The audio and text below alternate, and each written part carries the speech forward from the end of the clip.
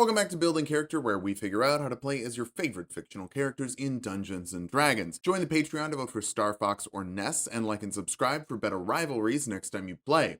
Maybe. Today we're building Knuckles the Echidna. If you think Dungeons & Dragons is great, just wait until you play Dungeons & Dragons and Knuckles.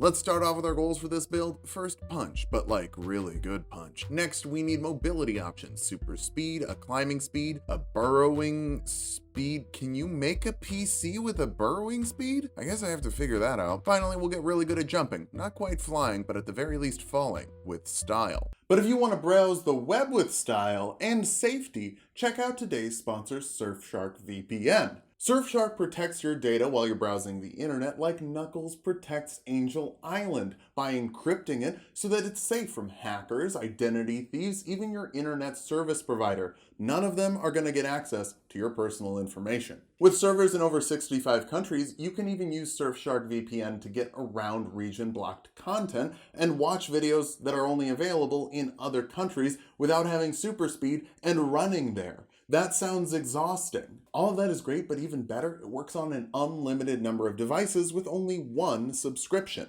So that means your browser, your tablet, your mobile phone, and even your gaming consoles enjoy the protections of Surfshark VPN.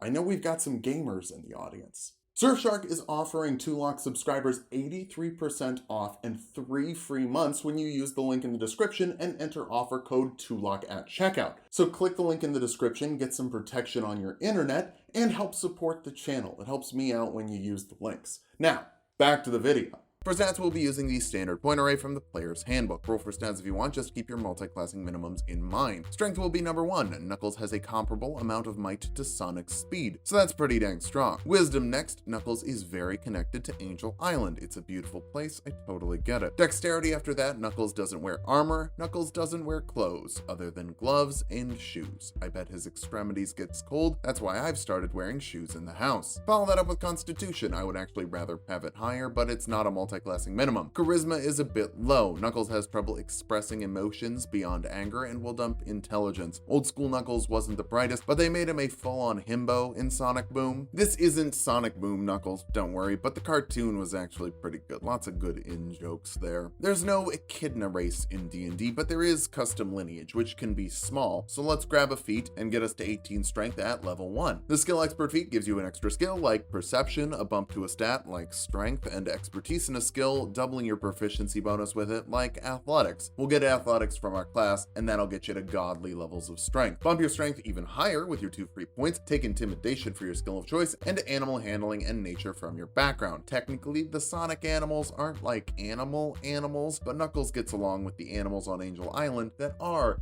animals. We'll punch things off as a monk, the punch class, giving you 2 skills from the monk list like athletics and acrobatics. We could have used the athlete background, but then we can't grab the other skills we need from monks, so here we are. Backgrounds don't matter. But martial arts does, letting you make unarmed attacks that deal 1d4 and can use your dexterity modifier. You can also use your strength modifier if you like. You should. Yours is better. You can also make another unarmed attack as a bonus action after you make one with your action. That's 2d4 plus 8 per round, which is more than you would get with unarmed fighting as a fighter at this point. That's 1d8 plus 4. And eventually, the punches will get bigger individually as well. For now, you get unarmored defense. Make your AC 10 plus your dexterity and wisdom modifier. It's better on dexterity monks than strength monks. Those are strongs, but it's still going to be a very important part of the Knuckles puzzle. Second level monks get key points they can use to do cool punch stuff like Flurry of Blows, which lets you make 2 unarmed attacks instead of 1 with your bonus action. Your name is Knuckles plural, not Knuckle singular. Step of the Wind lets you dash or disengage as a bonus action and double your jump distance, which pairs really nicely with a strong, since strength sets your jump distance. That means that you have 36 horizontal jumping feet and 14 vertical jumping feet at this point. It's not quite the glide yet, but it's a solid first step, no pun intended. Patient Defense lets you dodge as a bonus action. Definitely the least Knuckles option, but something to keep in mind if you like dodging. To keep up with your rival, unarmored movement makes you faster when you're not wearing armor, 10 feet at this point, and it scales up the further we go. Third level monks can choose a monastic tradition. Open hand monks get the open hand technique to open the power of your hand. That'll let you force a strength saving throw on a creature you hit with a flurry of blows. Failing that, they're pushed 15 feet. Or you could force force a dexterity saving throw, knocking them prone if they fail. Or you could just stop them from taking reactions, no saving throw necessary. Since a flurry of blows is 2 attacks, you get 2 options, and since you can split movement between attacks per chapter 9 of the player's handbook, you could punch someone 15 feet, close the gap, and punch them another 15 feet back. Is pushing someone 30 feet in a round good? Kinda depends on the terrain. Is it cool? Hell yes. That's that Zod punch and Superman stuff. I don't even like Zack Snyder movies, but I can admit that's cool. It's also cool to break someone's legs and then kick them across the floor though, or just hammer them so hard in the chest they can't take a reaction. I really love monks, y'all. They all get to deflect missiles, letting you reduce the damage of incoming ranged attacks by 1d10 plus your monk level and dexterity modifier as a reaction, and even punch that ammo back with a key point if you drop the damage to 0. Save your key points for flurries of blows and something else we'll get later, but don't shy away from shutting down damage. 4th level monks get slow fall, letting you reduce falling damage by 5 times your monk level as a reaction, gliding down a little more gently, but it's still not the Superman glide I'm looking for. You also get an ability score improvement, cap off your strength modifier for the biggest possible lifts and the biggest possible knuckle sandwiches. This is like the Big Mac of knuckle sandwiches. 5th level monks get an extra attack, letting you make 2 attacks instead of 1 with your action and up to 4 with a flurry of blows. Each of those punches will go a little harder now since your martial arts die bumps up to a d6 as well. That damage might be so intense it leaves your foes stunned, especially if you use a stunning strike. With that, you can spend a key point to force a constitution saving throw on a creature you hit with a melee weapon attack. Failing that, they're stunned until the end of your next turn. Your wisdom is a little low right now, making it pretty easy to avoid, but you can try 4 times in a round with all of your punches. Eventually, they're just gonna fail to account for the massive force of the power glove. 6th level monks get key empowered strikes, making your punches magical in terms of overcoming resistances, letting you shatter even Eggman's thickest of robots. By the way, don't Google thick metal Sonic, unless like you want to, I guess. I don't need to judge. You also get wholeness of body, letting you recover 3 times your monk level in HP as an action once per long rest. It's easy to heal when you just need to pick up a couple of rings. They're just lying around everywhere. 7th level monks get evasion, letting you take half damage on failed dexterity saves and no damage on successful ones. Eggman is shooting a lot of missiles, even though your dexterity isn't super high. This will help you shrug it off a little bit. You also get stillness of mind, letting you remove the effects of charming or frightening as an action. Nothing is going to stop you from protecting your island. You're like the UPS of punching. 8th level monks get another ability score improvement. Start working on your wisdom for better AC, but more importantly, harder saves on your stunning strikes and open hand techniques. I want to see Knuckles blasting Sonic all over the arena. Not that Sonic's strength score was all that high. Maybe. I honestly don't remember. Go check that video out. 9th level monks get unarmored movement improvement, letting you move up walls and over water without falling in, as long as you end your turn somewhere solid and obviously aren't wearing armor. There's the climbing speed. Hooray! Definitely know how I'm getting that burrowing speed. I'm just super focused on making your punches good first, not even worried. Burrowing? Super easy. Can do, Spill. 10th level monks get purity of body, making you immune to poison and disease, but only in the game of Dungeons and Dragons. If you want to keep your family, friends, and community safer from getting sick, you need to get vaccinated and boosted regularly. It won't make you 100% safe, but if we all work together, we can slow the spread and enjoy seeing Big the Cat in Sonic 3 Tokyo Drift.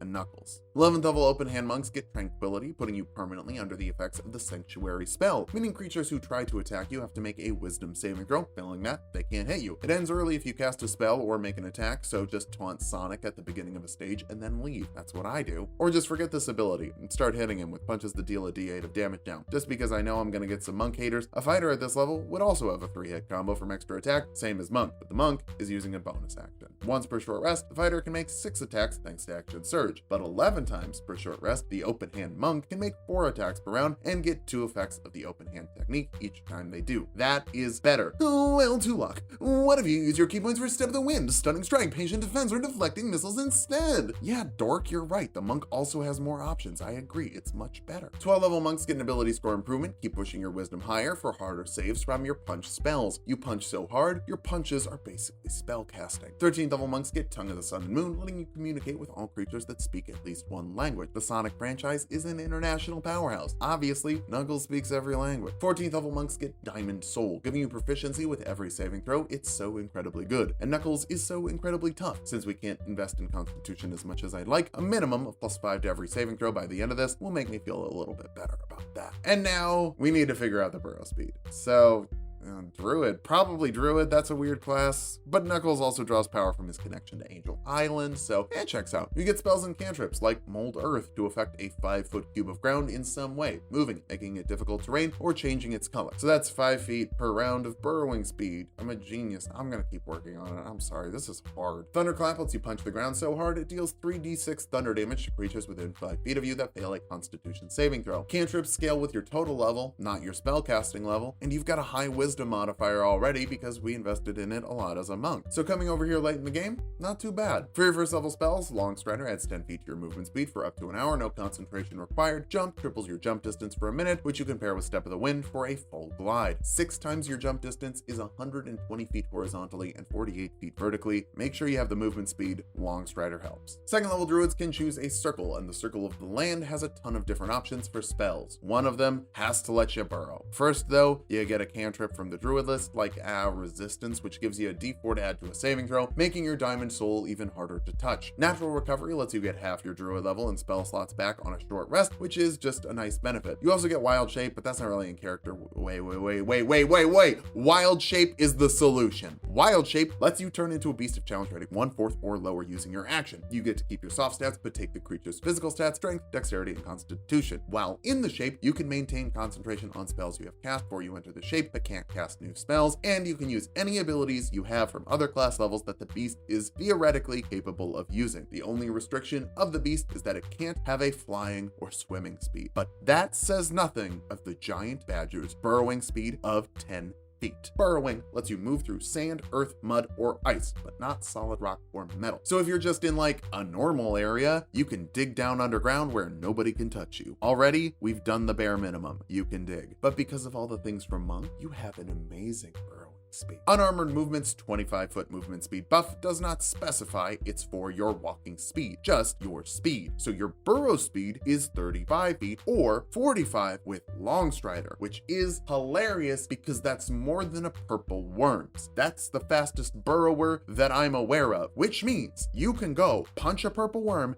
dig away, and it can't catch you without using its action to dash. Hilarious. You can also still use Unarmored Defense, Martial Arts, Extra Attack as a badger. You're gonna lose your superior +5 strength modifier, but you can retreat to a place where only other druids that have multi-classed into monk as far as you have can fight you, which is so goddamn funny. I wanna make it funnier. Third level druids get second level spells like Enhance Ability, giving a creature advantage on skill checks of a certain type. Strength also doubles their carrying capacity. Dexterity stops them from taking falling damage from heights of 20 feet or less, and Constitution gives them 2d6 temporary HP for up to an hour depending on your concentration. It's really the only second level spell that I want. If you want more at home, go pick some up. I just want to pick things up with the advantage on strength checks that already have a +17 modifier. Fourth level druids get another ability score improvement or a feat, and while raising wisdom would make you harder to hit by raising your AC, you'd be much harder to hit if you just were in the ground. So grab the mobile feat to add 10 feet to your movement speed, just movement speed, not walking speed specifically. You can dash over difficult terrain without being slowed down, and creatures you attack with melee weapon attacks can't make opportunity attacks against you. So with Long Strider, your burrowing speed is now 55, letting you chill out 25 feet underground, pop up, make 3 attacks, then burrow back down where nobody can hit you. I don't see how this could get funnier. Fifth level druids can make it funnier if they're land druids, that is, since that will let you learn haste, doubling a creature's movement speed, adding 2 to their AC, giving them advantage on dexterity saving throws, and an extra action to dash, disengage, hide, use an object, or make 1 more attack for a minute depending on your concentration. That's 110 feet of burrowing speed with Long Strider, which is over triple that of a purple worm, which I believe, again, is the fastest burrowing creature in the monster manual. I could be wrong. I didn't read through the entire monster manual for this video. When the spell's over, you have to take a round off of actions and reactions, but you'll be 50 feet further away from anyone anyway, so who cares? Above ground, this would also give you 150 feet of movement speed, which is 300 with a dash action, 450 with a double dash from haste, and 600 with a triple dash from Step of the Wind if you just need to like outrun a car. Our capstone is the 6th level of druid for Land Stride, letting you ignore non-magical difficult terrain, and you get advantage on saving throws against being restrained by magical plants. That sucks. You also get another 3rd level slot if you want something useful. Now that we've hit level 20, let's figure out how viable this build is. First, nothing can hurt you for 6 hours a day with a burrowing speed faster than anything that isn't specifically a monk druid multiclass. I'm not saying there won't ever be that in your campaign, but that probably isn't going to happen. So you can just dig down, pop out, dig back down. You can also punch anything with key empowered strikes, carving through defenses. So if you can kill something in 6 hours, which is 600 rounds of combat, you win. Finally, you have a plus 17 athletics check, which will make you an expert grappler. Oh my god, you could grapple someone and drag them into the earth and leave them there to die. What the hell did I make? For weaknesses, ranged attacks, not your forte. If a creature can hover 50 feet off the ground, you can't really do anything to them. You're also not pumping out the damage in badger form. Despite the godly defensive strategy of dig big hole, its +1 strength modifier means it's not going to be hitting very often or very hard. Finally, this is the big one I'm sure everyone already typed. You need to be somewhere you can dig to become the dig god. If you're in a middle building or solidly rocky terrain, that could be an issue. So it's a good thing you're just protecting Angel Island then. And also, even out of the dig god mode, you're really good at hit and run fighting. Dash, smash, and take out the robotic trash. Just watch out for flying enemies, but that's a tales for another day. Thanks for watching. If you like the video, subscribe for more. We make 2 videos every week. Join the Patreon to vote for Star Fox or Ness, and sub to Tulok and Mango for more Tulok content.